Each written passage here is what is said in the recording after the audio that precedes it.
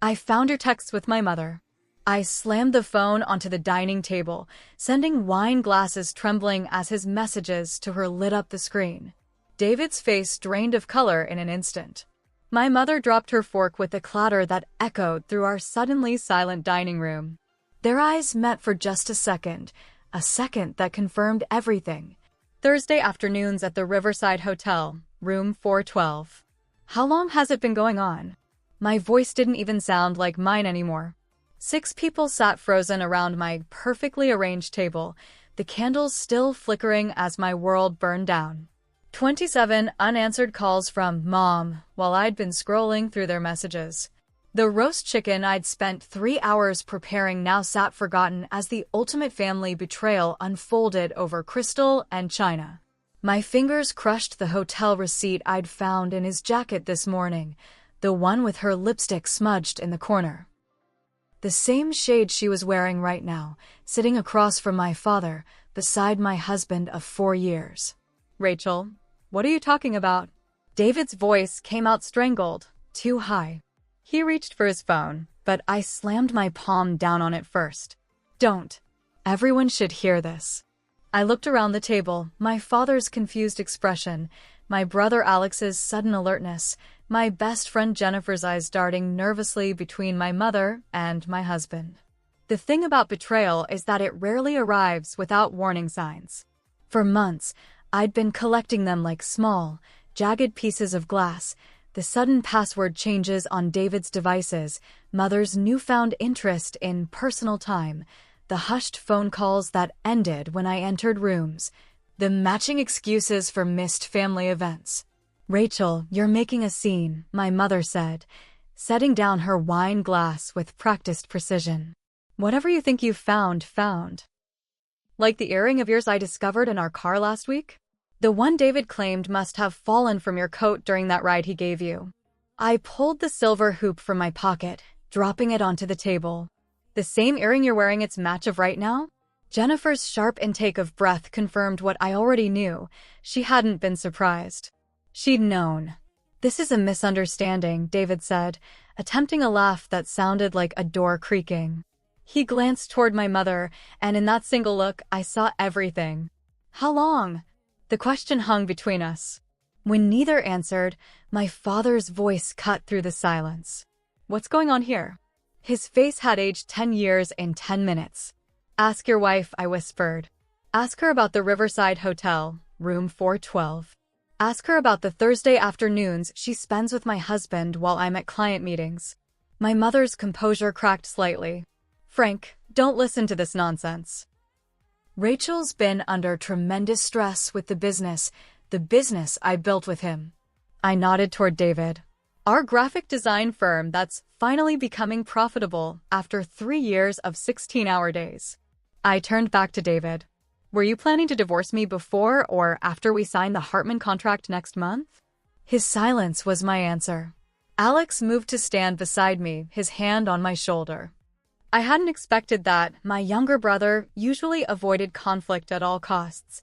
Is it true? He asked David directly. It's complicated, David muttered. No, it's actually quite simple, I countered, unlocking his phone with the password he didn't know I'd discovered. I turned the screen toward the table, scrolling through the text messages between him and my mother, messages that had nothing to do with family dinners or innocent rides home. My father stood abruptly, his chair scraping against the hardwood floor. His hands shook as he looked at my mother. Barbara, tell me this isn't what it looks like. Mother's eyes hardened. Frank, we haven't been happy for years. You know that. So you sleep with our daughter's husband? His voice broke on the last word, and the room fell silent again. Jennifer cleared her throat. Rachel, maybe we should talk privately. I whipped around to face her. Did you know? Her hesitation told me everything. How long have you known about them? The betrayal expanded, wrapping around my chest like a vice. A few months, she admitted quietly. But I didn't want to hurt you without being certain. You've been to our house for dinner nearly every week for months while knowing this? I could barely look at her. You sat across from me at lunch last Tuesday and helped me pick out an anniversary gift for him. The room was spinning now. For people I'd trusted completely, My husband, my mother, my best friend, and apparently my father who mumbled something about, suspected something wasn't right. All complicit in different ways.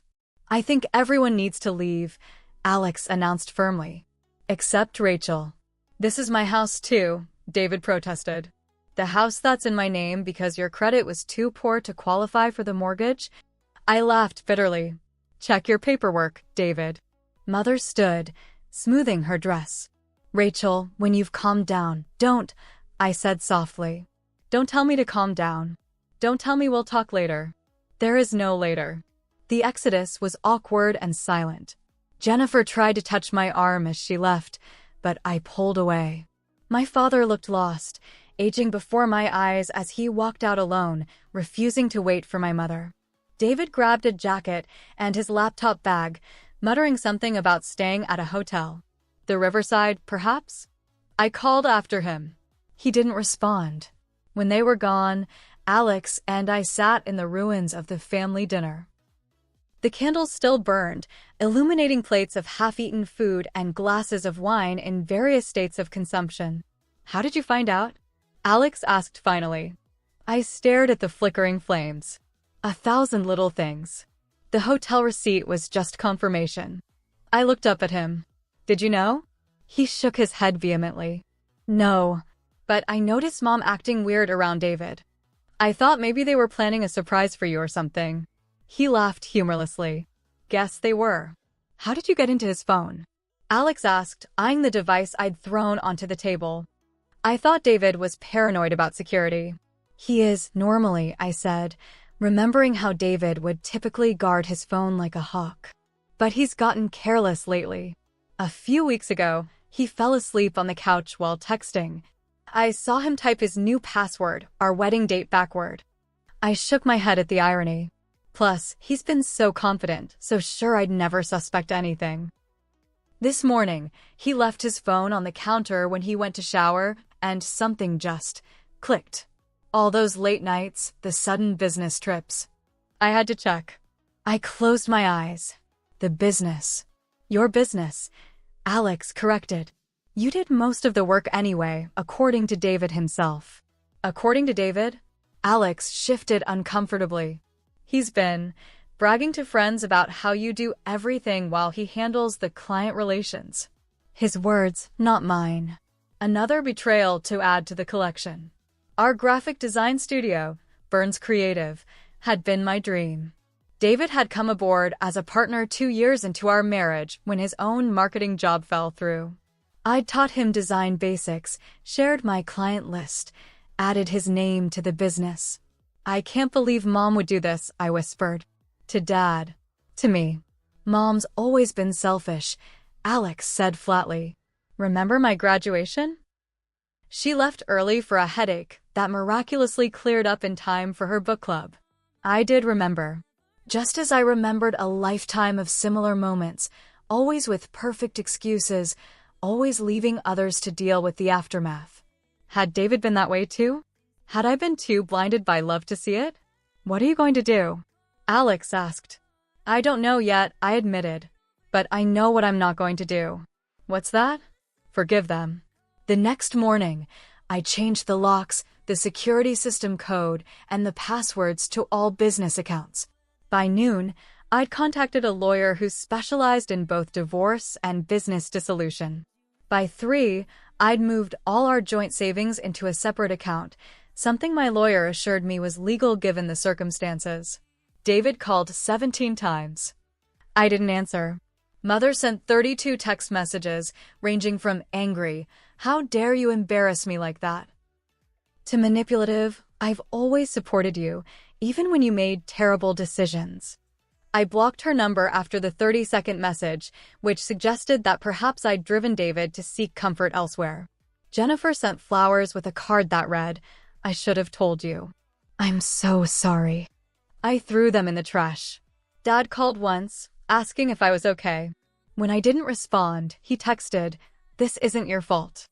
I'm here when you're ready to talk." I saved that message but didn't reply. Alex brought dinner and helped me change the Wi-Fi passwords and router settings. He'll try to access the business files remotely, he warned. David knows enough about networks to be dangerous. I backed everything up this morning and removed his access to the cloud storage, I replied. And I've already contacted our clients to explain there's a business restructuring happening. What did they say? Most of them hired us because of me anyway. It wasn't arrogance. It was simply true. The clients knew who did the actual design work. 2 have already confirmed they're staying with me, whatever the business becomes. That's good, Alex said, but his worried expression remained. What about the Hartman contract? That was going to be your biggest client yet. I stared at my untouched plate. The Hartman Group was a major pharmaceutical company looking for a complete rebranding. The contract was worth over $200,000, enough to expand the business, hire additional designers, maybe even open a proper studio space instead of working from home. The meeting's still scheduled for next Thursday, I said. David was supposed to handle the presentation, but... You can do it, Alex insisted. It was your design concept anyway, right? It was.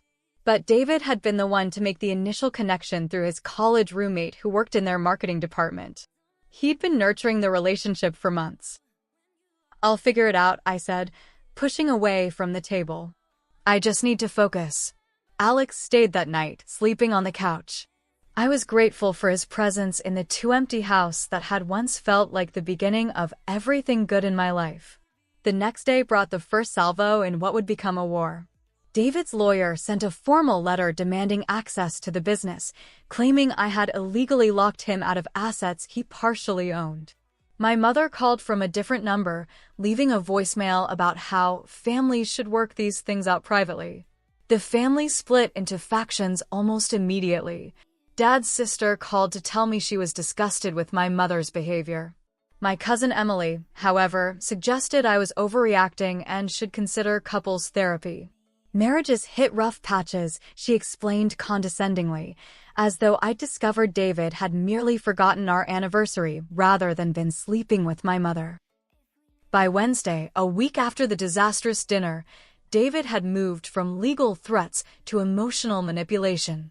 I made a terrible mistake, he texted from a new number. But we built this business together. Don't throw away everything we've worked for. I forwarded the message to my lawyer without responding. Jennifer appeared at my door unannounced, eyes red from crying. Please, just let me explain, she begged through the security camera. There's nothing to explain, I replied through the intercom.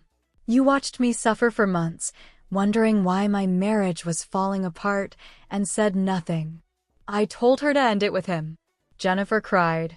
I told her it would destroy you when you found out. I froze. When did it start? Her silence spoke volumes. When, Jen? Before the wedding, she whispered finally. It started about 2 months before you got married. The floor seemed to drop from beneath me. David and I had been married for 4 years. For 4 years, he and my mother had been. Go away, I managed, my voice breaking. Just go away. I sank to the floor after shutting off the intercom, my back against the door. For years. Maybe longer. Had our entire relationship been a lie? The Hartman presentation was tomorrow. I hadn't slept more than 3 hours a night since the dinner.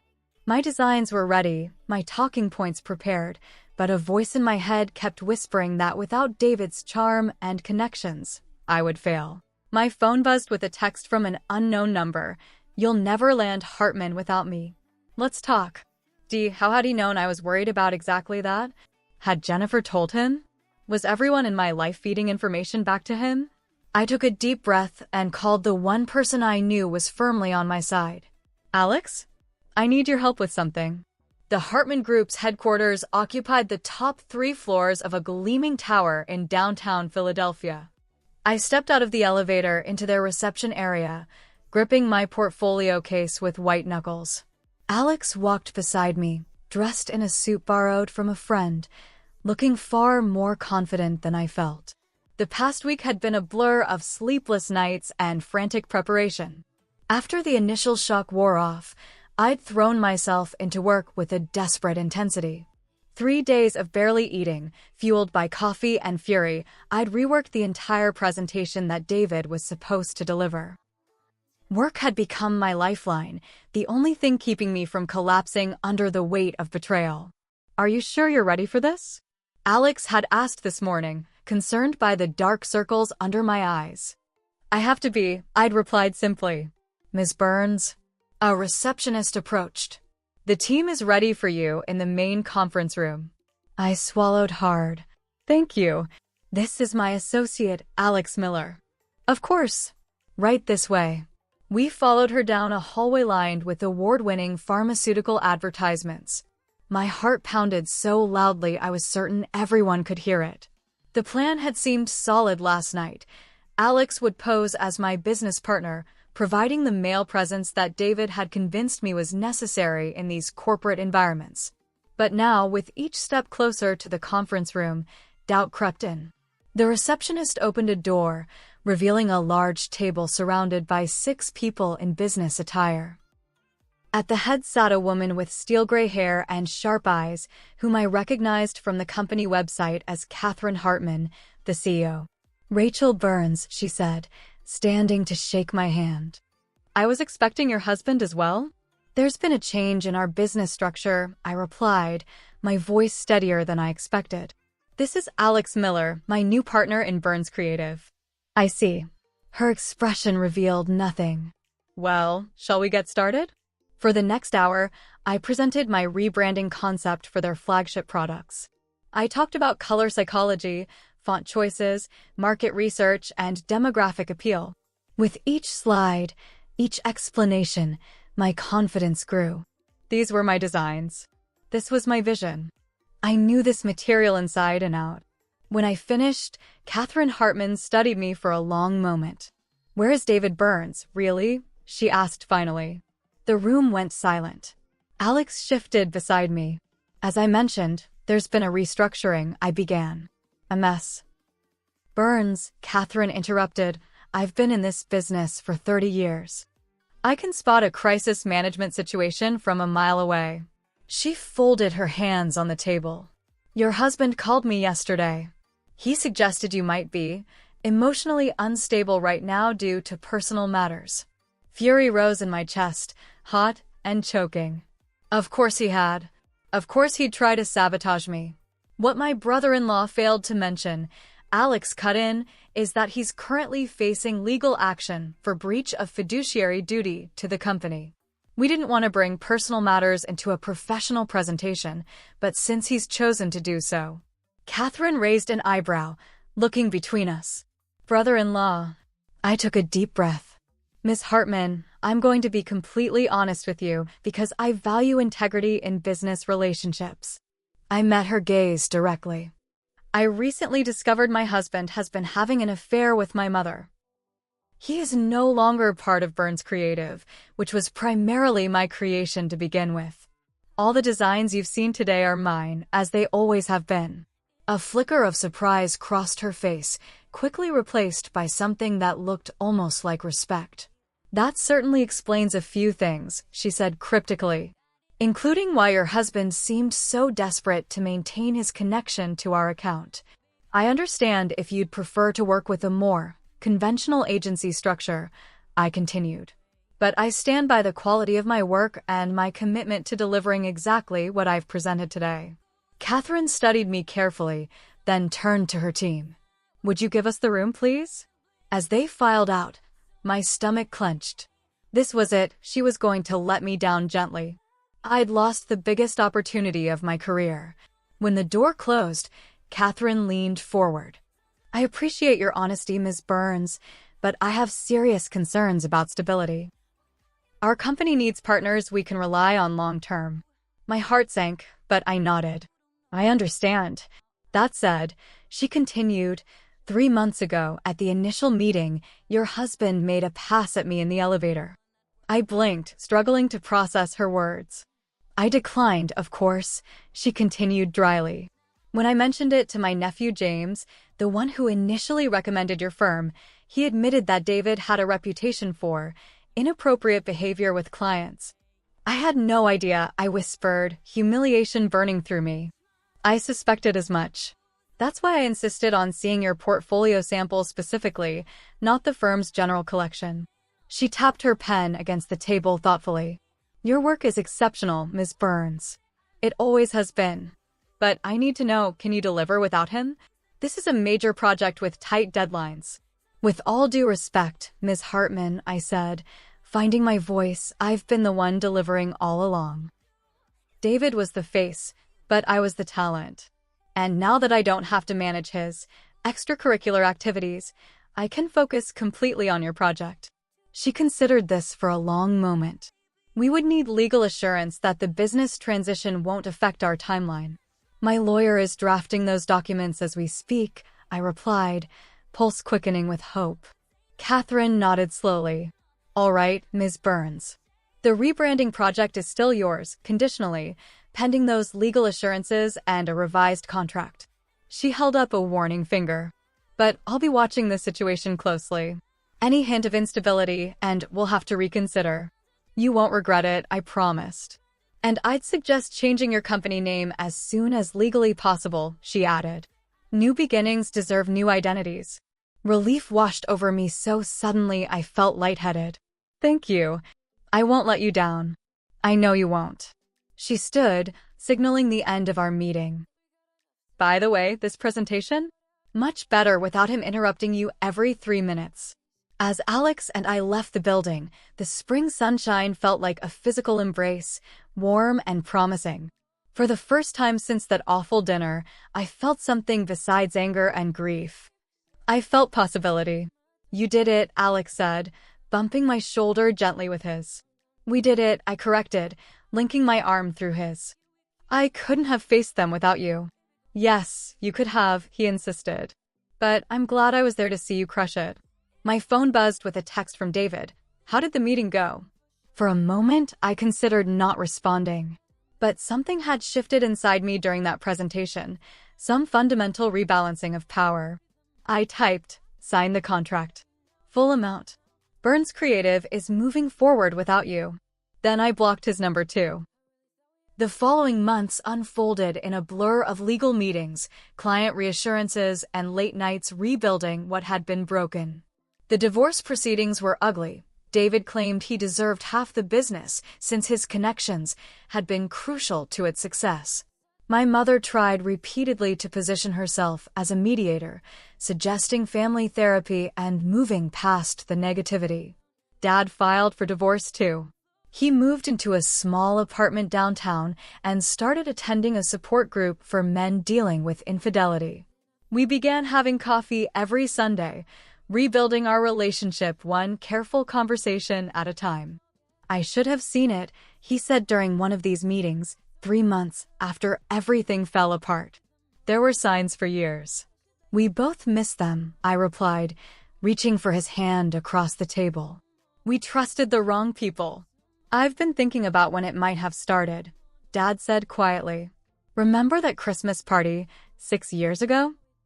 When David helped your mother with those charity fundraiser materials. I nodded slowly, memories shifting into new patterns with terrible clarity. They spent hours together on that project. I thought it was nice that my son-in-law was bonding with his mother-in-law. He shook his head.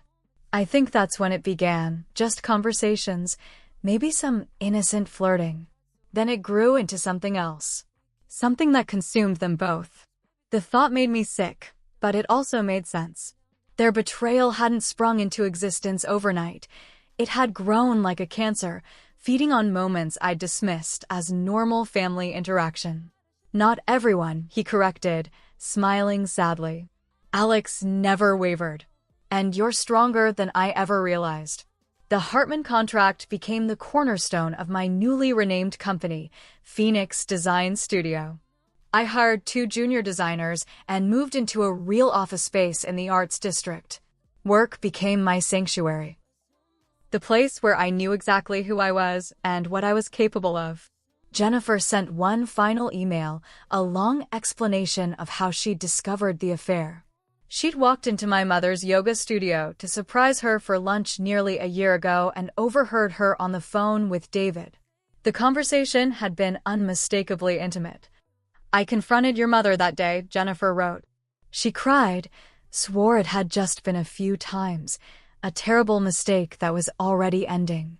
She begged me not to destroy her family, your marriage, your relationship with her. She promised it was over. Jennifer had believed her, or wanted to believe her. 6 months later, she'd seen them together at a restaurant in a part of town where neither of them had any reason to be. That time, my mother had admitted it was more serious, but insisted that ending things abruptly would only cause pain. I made the wrong choice, Jennifer concluded. I chose loyalty to a promise over loyalty to what was right. I kept hoping she would end it herself, that you'd never have to know. I'll regret that forever. I never responded, but I stopped throwing away her emails unread. 6 months after the dinner that had shattered everything, I received an invitation to my cousin Emily's wedding. The RSVP card included a +1 option with a handwritten note, "Mom's not invited." I made sure. I smiled at that small act of solidarity and checked attending. The night before the wedding, I sat on my new apartment's balcony, watching the city lights and nursing a glass of wine. My phone buzzed with a text from Alex. "Ready for tomorrow? First family event since the dinner." I laughed at his attempt to make light of what we now referred to only in capital letters. "As ready as I'll ever be," I replied. "At least there will be cake. And no drama," he promised. Emily said she has security ready to remove certain people if they crash. I pictured my sweet, traditionally minded cousin arranging for security at her wedding specifically to protect me, and felt a wave of gratitude for the family members who had chosen sides, my side, when it mattered. My new life wasn't perfect. There were still days when grief ambushed me, when memories of what I thought I had, a loving husband, a supportive mother, a lifelong best friend, left me breathless with loss. But those days grew fewer as the months passed. What replaced them was something I hadn't expected. Not just healing, but transformation. I was building something new from the wreckage, a business that was truly mine, relationships based on proven loyalty rather than assumed obligation, and a sense of self that no betrayal could diminish again. I finished my wine and went inside to prepare for tomorrow. The black dress I'd chosen was one David had always hated. Too simple, he'd said, not flattering enough. I laid it out carefully, along with the silver earrings my father had given me for my birthday last month. New beginnings, as Catherine Hartman had said, deserve new identities. Mine was still taking shape, but for the first time since I'd tossed that phone onto the dining table, I was genuinely curious to discover who I might become. Would you have walked away from everyone who betrayed you, or tried to salvage any of those relationships? Sometimes I wonder if I made the right choice by cutting them all out completely.